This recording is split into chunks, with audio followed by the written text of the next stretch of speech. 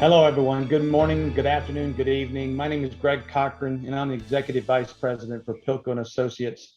I am joined today by Mr. Larry Schmid, President of Pilco and Associates, and Mr. James Rame, one of our top lead advisors for Pilco and Associates.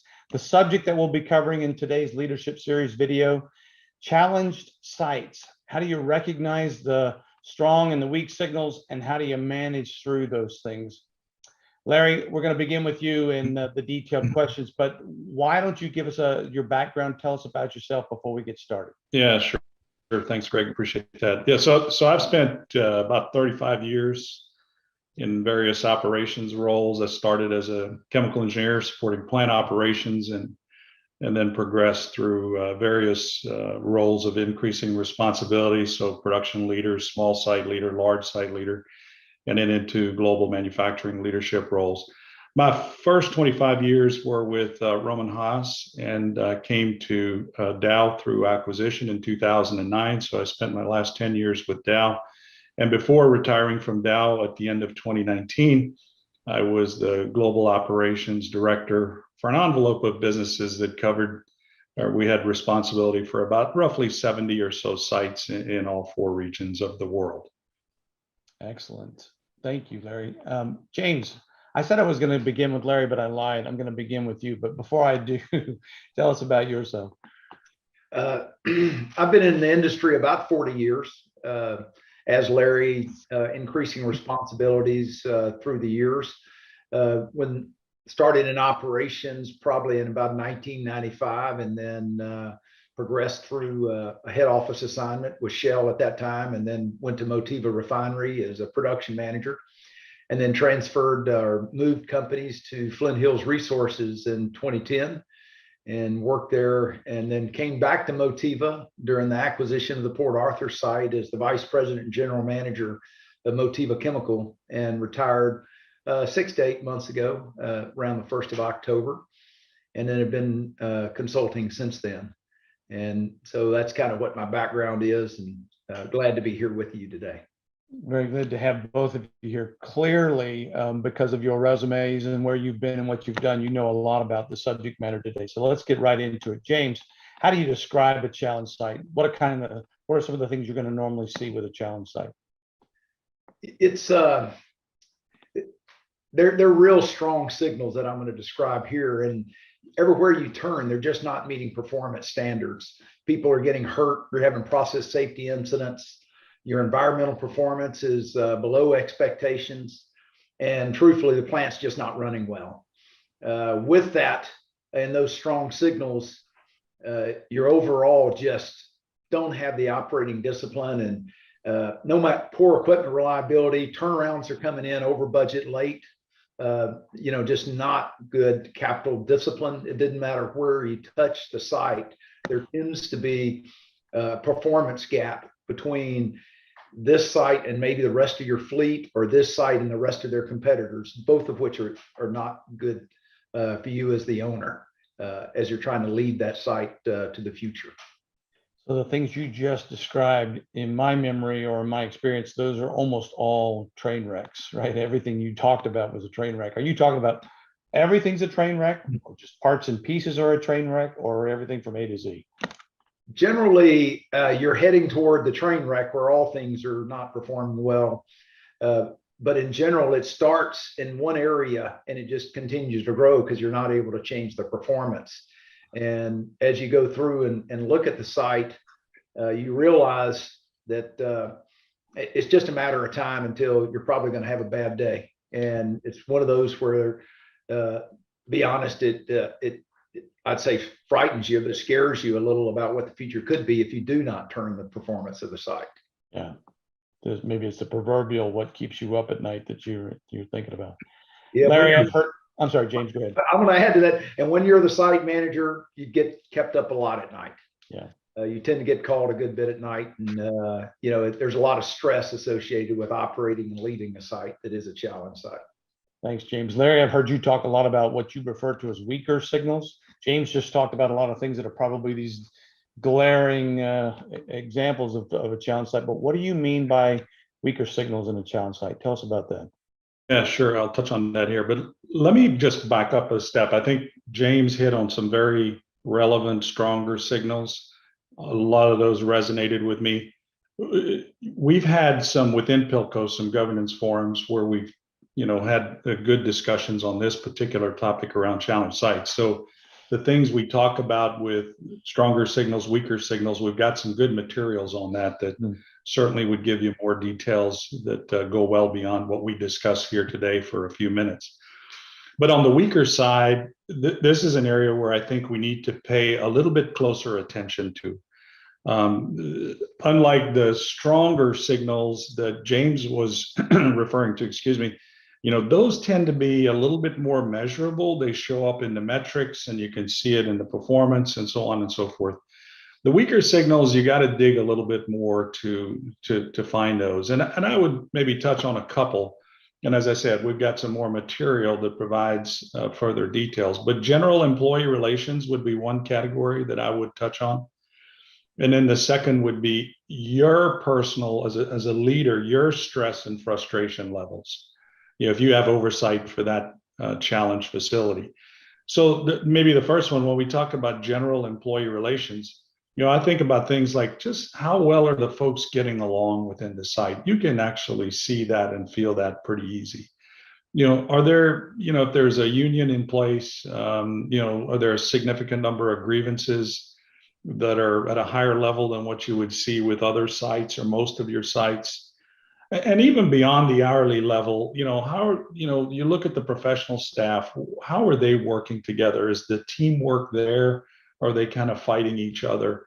So I think those are the kinds of things that you want to look at in that space. I also would highlight that, and this is a little bit tougher metric to get to or to, peel the onion back, but, where are they with respect to the frequent flyer list? Are they at the top as far as corporate ethics and compliance complaints going into the hotline?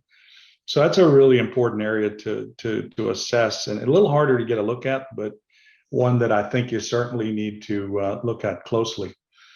As a leader yourself, number two, I would say that, how energized do you feel when you interact with the site personnel? If every interaction feels like a major chore, leaving you a bit stressed or frustrated, that's a weaker signal, and you really need to pay, close attention to that. I would clarify though, with the weaker signals, we need to be careful. Weaker signals by themselves don't signal a challenge site. You could have weak signals without stronger signals that James touched on, and that's likely a leadership problem. Somebody's not providing the appropriate leadership for that facility. I would also say that, when we look at integration activity and sites come into a new fleet, there's always so much change and so much churn going on.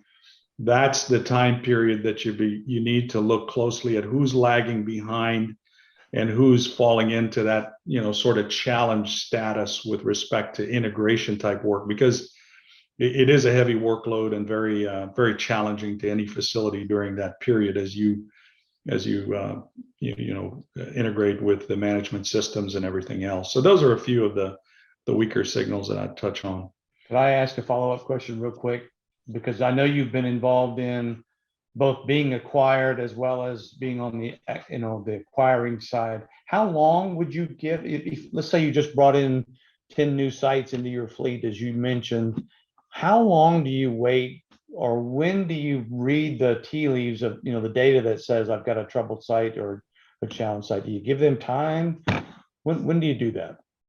Well, I think it's a good question. I think integration itself is not a fast process, because you're really talking about culture change and really new ways of doing work. So that takes time, and that could be, 3-5 years, in some cases even beyond. But to answer your specific question, the read you can get on a challenge site is probably a lot faster than that. You can quickly see how well that site is able to respond to the change management process. Mm-hmm. How much are they pushing back? How much are they struggling as a site to really integrate and follow the plan? when others may not be having near as much of a challenge or problem. They're just moving right on with the process. So I think that's a signal that you would look for, I think, Greg, early on, to see where sites are really having difficulty. And then you've got to ask the question, why is that? What's causing that to occur? And it goes back to some of the things that I think we've been talking about. It could be leadership. It could be just how well they work as a team. You know, it could be some of the other challenges that James touched on, the stronger signals, because they just don't have time. They're so busy trying to react to all the other problems, they can't integrate. So those are the kinds of things that I think you want to look at. Man, you just described a nightmare, that because I've been in those situations where you've got all these fires burning, and which one do you tackle first? So James, back to you. You've got it. You've identified you have a challenge site. So what is the first step you would recommend that leadership follow to begin to address the problem? Well, if you want to really assess and make progress, you've really got to bring in someone to help you assess the leadership at the site, and really at all levels. Do you have the right leader at the top, and do you have the right leaders in the organization that can help move that site forward? Are they anchored to the past, or are they going to help you move toward the future? And you really got to be objective about it. And some, let's tell the truth, you're going to be making some bets on the future. Will the people help move me forward, or will they continue to drag and hold me down and not allow the organization to really progress? And that's the first thing. If you really want to do it and get some help doing it, is what I would suggest. Somebody can come in, because we all have blind spots. We all see things different. And I think getting a good assessment of that, the capability of the leadership, whether they're shift leaders, daytime, frontline leaders, middle management, or on your leadership team. And I think that's the first thing you do.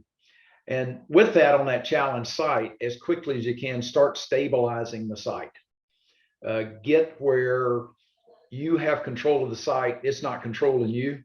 Let's make sure we've got it safe first, and we're making the right moves that ensure and assure the safety of the personnel and the facility, and take care of the neighbors that are around us, that we don't put any of those at risk during this time, because it is quite a challenge for those inside. And the other thing, so that's number one. Number two is stabilize. And at the same time, with that stabilization, is I'm starting to bring a team in that's going to help me change. When you're in a challenge site, it's just, I've never, ever seen anyone be successful trying to run a challenge site and change the culture and move forward with a plan that works. You just are in it. You're spending, if you're at the site, you're trying to get the plant out of the ditch, keep it from going in the ditch, or you just got it out of the ditch. And it's just a continuous stressful time. And so these very important longer term items that you need to improve the site's performance, you just don't have the time to do. Or you'll pick them up and it'll be one step forward and two steps back. And so if you're going to continue to progress, you've got to have a stabilization team. And with that is, what's my team that's going to help me go change? And who is it? And be real clear about who it is, and they have the capability to help lead the site and lead the function in this case, in their case, so that they can help make sure that you are, as you build a plan, they're the people that are going to help get you path to the future, and then hand off to your running plan. It becomes stable, and they start having more and more time to spend on the reliability or change effort it's going to take to do that. So the site personnel themselves, the people that are at that site, they're fully aware of what's going on here. That you mentioned the word be crystal clear and transparent. I mean, that's so everybody knows, hey, this is a problem. We've got to turn this around. Everything's above board. And you got to go claim it. You got to, here's current reality. And what I believe you've got to do in that current reality is, they all know they don't like the performance where it is, and they know there's a better way. They've seen it before. And there's got to be a path that gives them hope. And that's what that path is really around your change management. And here's our plan to get there. And I have confidence that we're going to get there as the leader of the site. And we're going to go through a change management effort. And we're going to get in there and get after it. It is all about getting a plan and then marching to that plan, while at the same time, you got the people trying to run the plant. And if you don't do that, it'll be 2 to 3 years later and you still won't like the performance, and it may have even gotten worse during that time. Larry, I'm under the impression here, and maybe this is good clarification for our audience. We could be talking about a subset of a site, right? You've got a site that includes several different operating entities. You could be talking about something within that site that needs to improve, or you could be talking about the whole site. In your experience, I mean, is that right? I mean, am I thinking correctly about that? No, that's a good point to raise just from a definition perspective, right? So if we're talking about a smaller facility with 50 or 60 people, you're likely talking about just that plant itself with the fence line around it, right? If you're talking about a large integrated complex, you might have, could have 5, 10, 15, 20 plants that sit within that integrated complex. And many of those may be just fine. And you just have 1 or 2 in there that are struggling for whatever reasons, some of which we've touched on. So yeah, you could, it's important to understand where you draw your boundaries. Are you looking at just a smaller site, or are you looking at a plant within a larger integrated type facility? And all of the points and comments made here today, I think, apply to both, whether it's a standalone site or a site within a larger facility. So if I could do kind of a follow-up question to that, I guess, and James, think about this too, you and Larry both, but you've got an organization there that's, let's assume that the issue really is, or looks like it's a plant within a larger site. Yet you've got leadership issues at that site. You've got the way they combine and work. I mean, Larry, in your experience, you probably have managed both problem sites as well as problem plants within those sites. Is the approach the same? Is it different? How do you start down that path? Yeah, I think the overall approach is very similar. And James, you can comment as well. But I do think where you have to be a bit careful is in the integrated facilities or larger facilities. If you've got a plant within that larger facility that's struggling, clearly those plants leverage support from other parts of the larger facility. It might be maintenance, logistics, and so on and so forth. So there may be maybe a little bit more difficult to look at some of those areas. A plant within a larger facility, one of the first things I want to look at is, what's the team doing there? What's the leadership doing there? I think that's the place you really start. If they're leveraging a lot of their support services, but other plants within that facility can get along just fine and do what they're expected to do, then that gives you some early signals as to what might be going on. Yeah, I think that's right. And with that leadership, and what I've seen is it doesn't take long to understand, as Larry describes, how are they getting along with the support organizations, but then how is that organization, is there trust in that organization, in that leader, and that leadership team, or where is the problem? And it normally, you may need to get somebody to help you look at it so you can look at it objectively. But if you go in there and look at it, it doesn't take long to realize that this is where the problem is, and we need to make a change. And I'd suggest do it earlier rather than later, because if you continue, if they've lost confidence in the leader and you have no confidence that they can win the trust of the team back, they're just never ever going to make the progress that you want. Just doesn't happen. I think you used the term earlier, hope. So let's go down this path. You've identified a challenge site. You have done some diagnostic work to understand what do they need to do. How do you start? Where do you start? I know that probably could be about 10 different answers, but what's been your experience? Yeah, go get FaceTime and talk with the people. Talk to them about what your plan is going to look like. You don't have to give them the details, because as you're forming, as you stabilize the site, make sure that most of the team's going to be there, and you've got hope in them. And why do you have hope?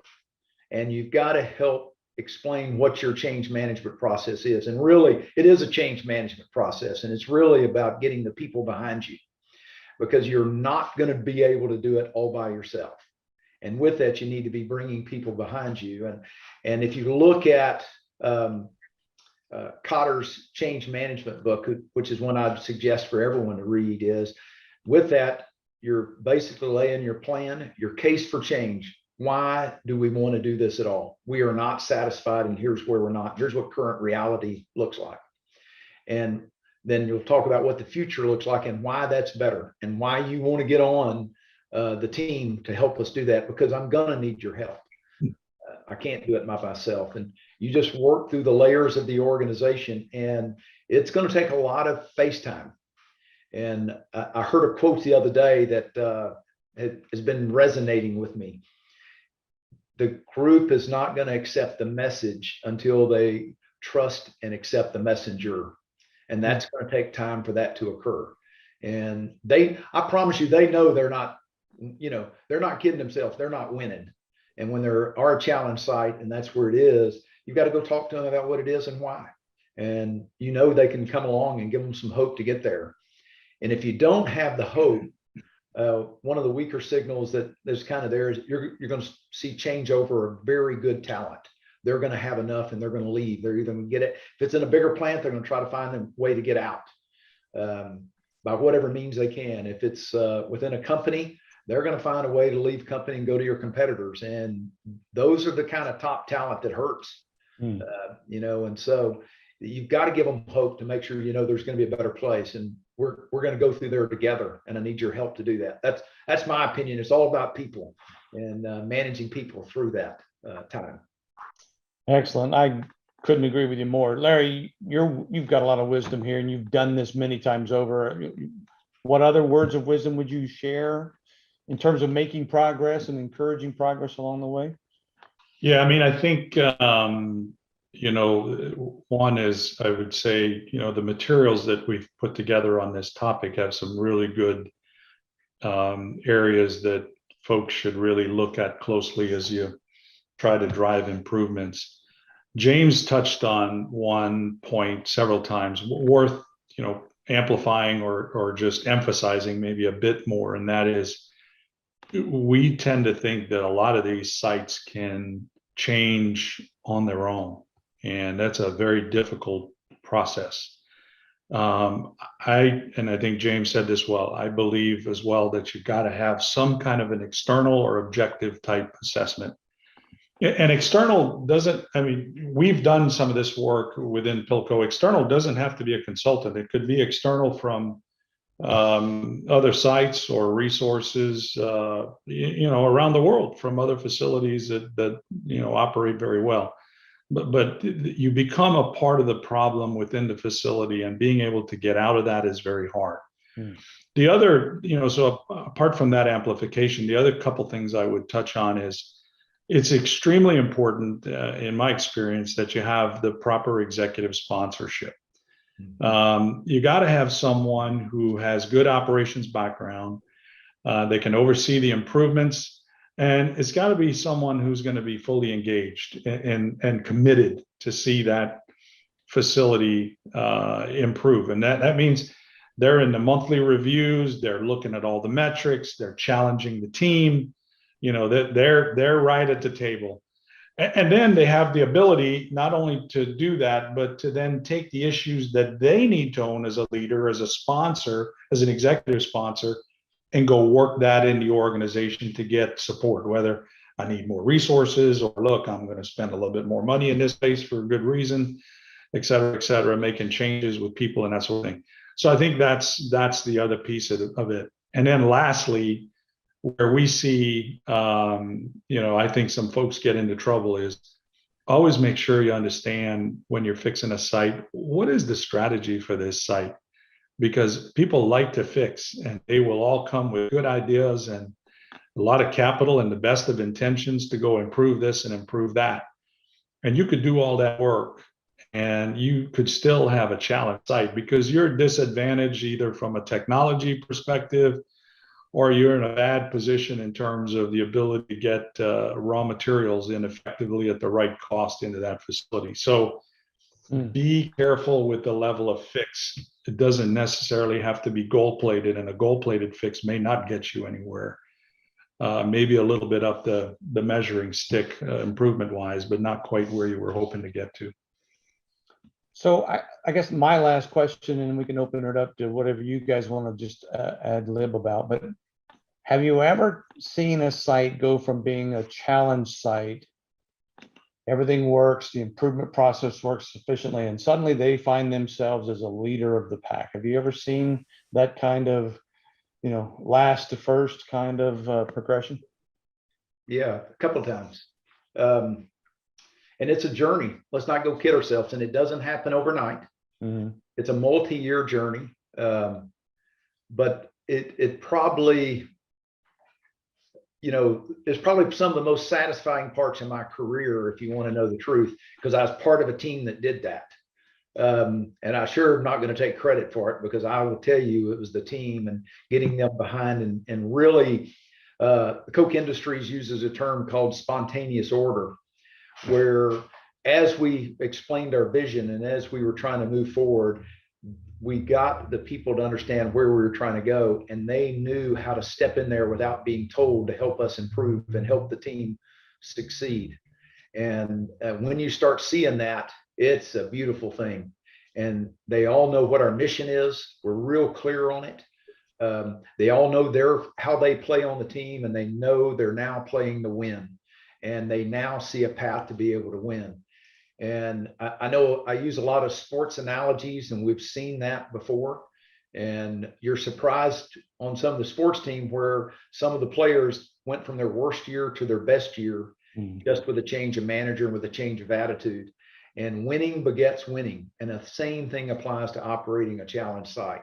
If you've got a plan and you get the people behind you and just methodically walk your way there, and they're contributing, you will, it may not be the first year, may not be the second, but I can tell you, we're setting production records and kept moving. And what was as good as anything at one site, I left and the team behind me just kept going on. And of course they would send me the production record that they set where they beat my record, and, but that's really what I wanted. That's really what I wanted, and I couldn't have been prouder of them as a team and the fact that I got to work with them. Created a winning culture, and that culture just took off and flourished all on its own. I mean, that's an amazing story. Okay, both of you, Larry, any closing thoughts you want to leave behind? You mentioned several times the package of information that Philco's pulled together, but in addition to that, any closing thoughts? Well, I think a little bit just to springboard off of what James said and the question you asked, I would close by saying that the work around challenge sites is, particularly in a larger fleet, is never a one and done kind of exercise. You can have sites that are bottom quartile that go to top quartile, and 2 or 3 years later, they may not go back to bottom quartile, but they'll slip in some areas, and you need to come back and provide some support.